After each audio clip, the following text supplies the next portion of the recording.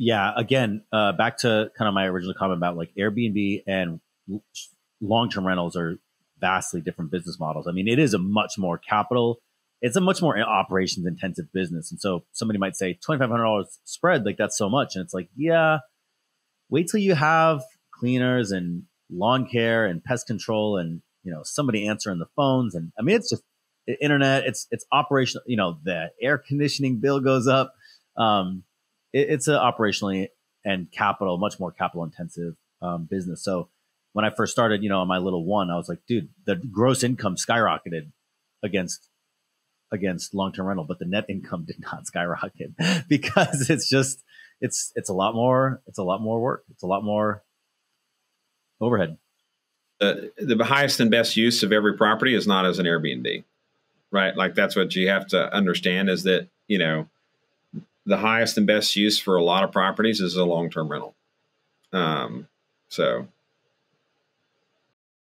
Yeah, this one I mentioned, I'm leaning towards if I don't just sell it, which I might do, but it's a great location. So I love the location. I love the property itself. It's just, when you're going to make close to six figures potentially on the sale, it gets really tempting to just say, okay, vice, couple $100 a month in cash flow or whatever. But I've been looking at the, midterm rentals or student rentals because it's close enough to the downtown, to the college and downtown that I think that would work. So I'm actually meeting with someone this week, but you're right. Like we ran the numbers as an Airbnb and I mean, I thought it was going to be amazing and they were not much better than the house that I'm in right now, which I mean, don't get me wrong, still better than I'd get in long-term rent, but I was like, it's not as much of a killing as I thought it would be. So, yeah, your houses that really kill it on Airbnb or anything that's got like a mother-in-law suite or a casita in the back or something like that,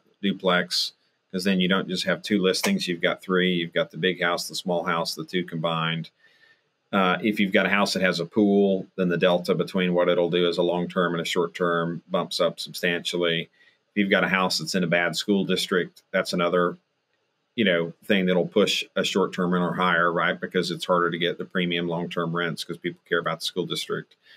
If you got a house next to I got a house that I'm staying in it right now. It was like my worst. It was my worst property at one point in the area that I live in. Really revitalized. And some of my complaints about this property is it's kind of on a road that you really don't want to live on, traffic wise. Like the neighborhood's okay. It's just like it's sort of a main road. It became a main road. It became more popular, and it's like it's fine for 3 days. It's like, say that again. We actively look for busy, like, so your big institutional buyers have very tight buy boxes, right? And so one of their buy box criteria for a lot of them is no double yellow lines, which is an indicator of how busy the street is, right? We love double yellow lines, right? No one cares, exactly what you said. No one cares about the street. We love things that are across from schools, churches, commercial, industrial, anything that borders something like that, because there's then fewer neighbor issues. And so, yeah, it's a really interesting changing. The culture is changing before our eyes in a very interesting way because, Kate always says to me, she's like, nobody's ever going to live in this house again. And it kind of takes me a second. It takes me back every once in a while. This one in particular, we're about to convert. And it takes me a second to like think about that because that's not what houses were built for. They were always built for either living in it or a long-term tenant. And now you have this kind of new thing where, which seems to be quite permanent. And it really changes the makeup of what makes for a desirable house. And so, I'm just saying the same thing you just said again, actually, but it is interesting. This one's right down the street. It's right down the street from a school. It's right down the street from all the stuff. Like it's a big, they're building a lot down there. It's not super walkable. And so like, I don't really like living here, but it's perfect for 3 days. It's perfect for a week or two. I could not get, none of this stuff bothers me until you get here for a while. Octagon houses. We've got a weird number of octagon houses and like crazy ranches that just rooms for days that don't make any sense, right? Like no one cares, right? Like, in fact, the octagon houses, people are like, that's pretty cool. I've never stayed in an octagon house. I'd like to do it for a couple days. No one wants to live in that all the time, so. Yeah, we've been painting this house kind of, I told you we're a little bit eccentric and artistic. And so we're painting the house kind of like ridiculous colors and stuff. Purple door behind me, and she's like, so what? Like somebody will come in and be like, I'm gonna go stay in the purple door house for a few days because I never want to live there, but it'd be fun to go take a picture of it and visit it. Doesn't make any difference to me to go visit.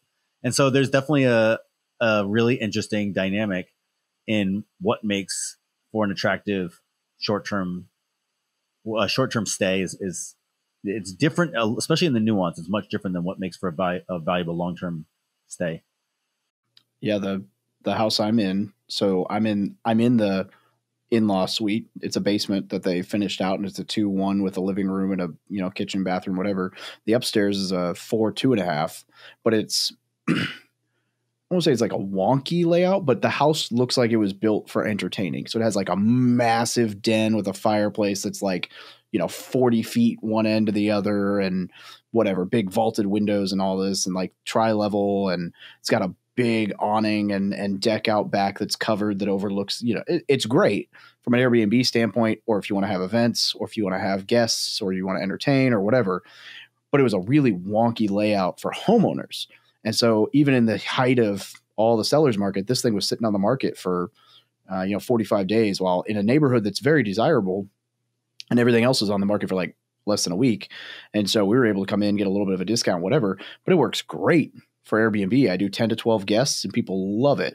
Now, granted, the whole entertaining thing, I've had a rager or two, but it happens. You only have to pick up black feathers every once in a while off the everything, and bong stains, and it's kind of a weird one. But for the most part, it's great. But the cool thing, like what you just said, I never thought of when I take my office out of here and move to an actual office. I can rent the downstairs as a separate unit, which I had thought of, or as a long-term unit, which I had thought of, but I hadn't thought of doing it to where you could also rent both. That's cool. Multiple points on the demand curve, and by doing that, you can push your ADR without taking a huge hit on your occupancy.